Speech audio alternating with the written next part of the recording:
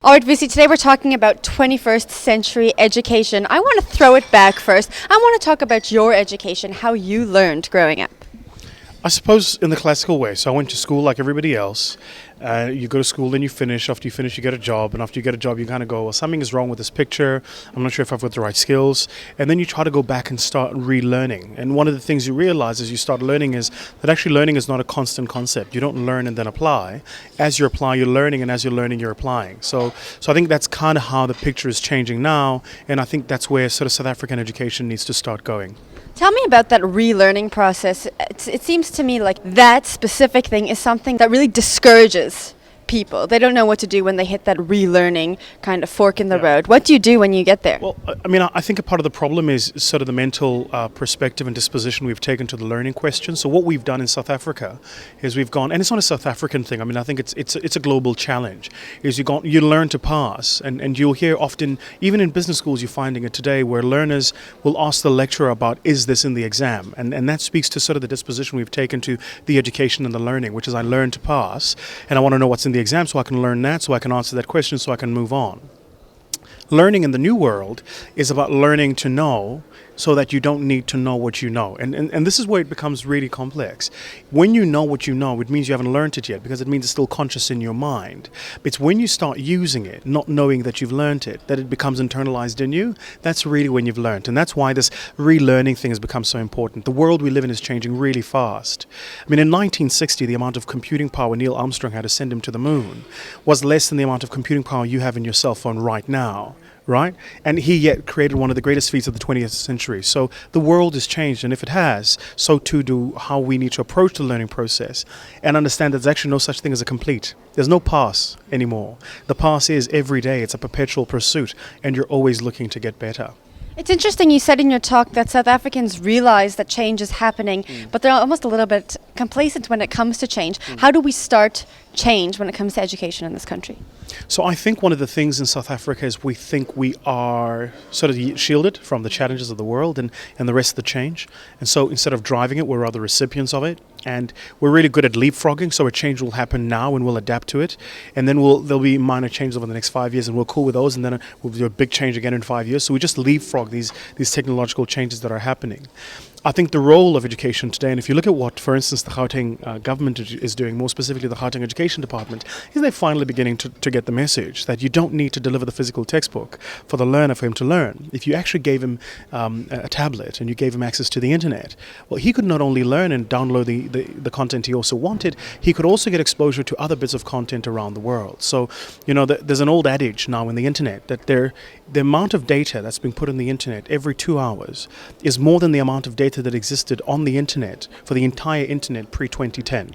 Every 2 hours, we're creating more data than has ever been on the internet pre-2010. That's the rate at which new information is going up, right? So we're doing this video, it's going to go live. And the minute it goes live, somebody will watch it, they'll share it, but then they'll be watching 5, 6 other things. That's the rate at which content is being produced, knowledge is being produced, and therefore learning needs to happen. If that is the case, then how we're approaching it needs to change. And I think that we're kind of getting the grab of it now.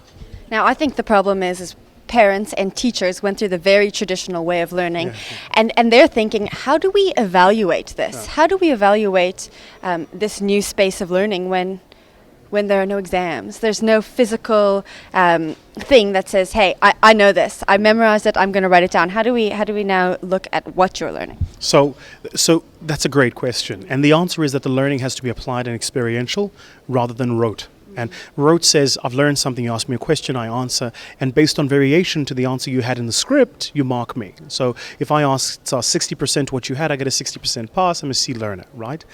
In the new world, that's not what is needed now. Now it's about, well, you've learned. Show us how you use it and how you apply it. So if I'm sitting in a chemical sciences class, for instance, it's about whether or not I can do something with the knowledge I'm acquiring and learning about the period tables and what I can do with that knowledge, rather than whether or not I can tell you where iron is sitting on the periodic tables. If I'm sitting in mathematics, for instance, it's about what I can do with the theory of Pythagoras, rather than whether or not I can recite what the theory of Pythagoras is and solve an equation using it. So it's becoming a lot more experiential. It's becoming a lot more output-based, and it's becoming a whole lot more about what you can do with the knowledge rather than the fact that you've got the knowledge. Now, is there something that government can do to speed up this process and get this experiential learning into the classrooms any faster, or is it something that's just going to happen naturally? So I think it's a bit of both. I mean, I think government has to intervene to a certain extent, but I also think as citizens and private companies, we need to play our role. But if there's a singular thing the government can do, make the internet available much faster, far more ubiquitously, much cheaper. You see, the internet changes lives, you see, and if you make it available far more ubiquitously, it's happening right now in Tshwane and Gauteng, for instance, where there's free Wi-Fi in the entire city of Tshwane. And every citizen is entitled to a batch of free Wi-Fi because they've adjusted to the fact that if you have free internet, it actually changes the social strata of a community. People are able to communicate, send messages, communicate with other people in parts of the world, and download knowledge as well. So if there's anything government needs to do, just make the internet available much cheaper, much faster. And I think when that happens, you'll find private role players who will then make the educational content available, who will then make the rest of the platforms available. We own an interesting business in Kenya called Kitabu. And essentially what that business does is it has taken the curriculum of the Kenyan government and has made it available over the internet. And we're trialing it now, but of course if it works, it'll fundamentally change the future and how we see the future. This is where learning is going. And understand, by the way, it's just one quick point, that the accreditation process we used to go to generate knowledge kind of doesn't work anymore now, right? So when you're generating the knowledge, you then have to apply it rather than just generate it and have it. And I think that's the big shift that education institutions have to make. Now we're speaking about educational institutions, but what about businesses? It seems like we have a whole workforce of people who have learned traditionally. We have young people coming in who have different ways of learning. Should businesses be looking at getting their employees to almost relearn and get on this the technological wave? They should, but I suspect they won't. I think they won't because they've got what is in their minds real life pressures. So they've got to deal with a receding economy. They've got to deal with massive fluctuations in the currency. They've got to deal with a growing unemployment rate. They've got to deal with a greater distance between capital and labor. Those are real issues that business is dealing with. And I suspect that continuous learning is not something business is thinking about. What I think will happen, this is my own natural proclivity, is that entrepreneurs will naturally emerge. They will create the organization of the future, a lot more efficient than the organization of the past. And the old state businesses will be forced to compete.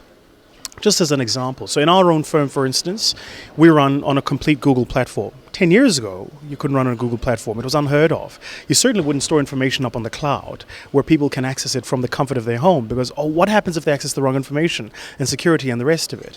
What you're seeing now more and more is a business's ability to say, actually, we can just get the applications and use them. Then why do we need to go native and create them and have our own and have the code written and it's sitting there and try to write it down in our balance sheet rather than just have it available? So it's already happening. And businesses themselves are being forced to adapt. So entrepreneurs like myself are going, I can do more with less. And if I disrupt, it'll force the bigger businesses to go, I now need a caliber of person that's able to operate in a disruptive environment. Now, I want to talk a little bit about Googaloo, and you were speaking about it in your presentation. Tell me what your experience was like in Sri Lanka when you saw them rolling out Googaloo. I mean, it's almost as if I actually imagine it must have been, it certainly felt to me like what it must have felt like, I think, when somebody heard that Neil Armstrong had just landed on the moon or that Martin Luther King had just been shot. I think it's a time in history that is a big tick, and it's not a blip in the system. It's going to fundamentally change the system.